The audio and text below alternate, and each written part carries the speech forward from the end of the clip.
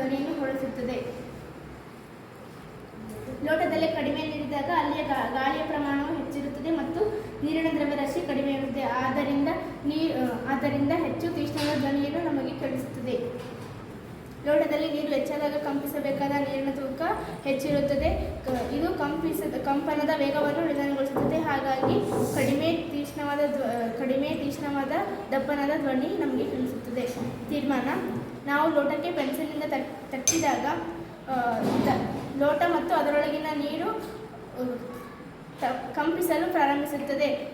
ಅದರಿಂದ ನಮಗೆ ಧ್ವನಿ ಕೇಳಿಸುತ್ತದೆ.